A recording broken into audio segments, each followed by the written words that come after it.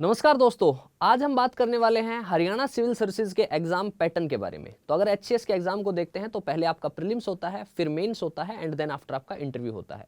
तो सबसे पहले प्रीलिम्स की बात करते हैं तो इसमें दो पेपर होते हैं, एक जीएस का पेपर होता है, एक सीसेट का पेपर होता है। दोनों में 100 क्वेश्चन आते हैं और 100 मार्क्स के ही होते हैं। लेकिन यहाँ पर जो आपका सीसेट का पेपर है वो क्वालिफाइंग नेचर का एग्जाम है, यानी कि आपको केवल 33% मार्क्स उसमें अटेम्प्ट करने हैं।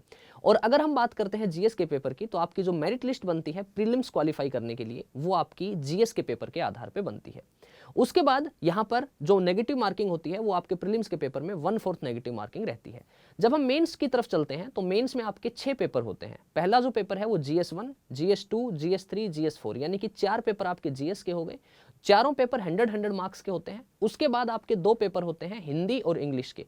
तो हिंदी का पेपर भी आपका 100 मार्क्स का होता है, इंग्लिश का पेपर भी आपका 100 मार्क्स का होता है। और मेंस 600 नंबर का है। आपका जो प्रीलिम्स है उसके मार्क्स आपके मेंस में नहीं जुड़ते हैं। प्रीलिम्स केवल और केवल क्वालिफाइंग नेचर का एग्जाम है, यानी कि अब आपके जो मार्क्स हैं वो मेंस के मार्क्स काउंट होंगे। एंड देन आफ्टर आपका पर्सनैलिटी टेस्ट होता है, और वो पर्सनैलिटी टेस्ट होता है आपका 75 मार्क्स का, यानी कि आपकी जो मेरिट लिस्ट बनती है, फाइनल मेरिट लिस्ट, वो आउट ऑफ 675 मार्क्स बनती। तो आप जो भी लोग हरियाणा सिविल सर्विसेज की तैयारी करना चाहते हैं उनको मैं बता दूं कि आपका जो नोटिफिकेशन है अब वो किसी भी वक्त आ सकता है। तो अपनी तैयारी को एक नई दिशा देने के लिए हमारे साथ जुड़े और अपने सपनों को पूरा करें।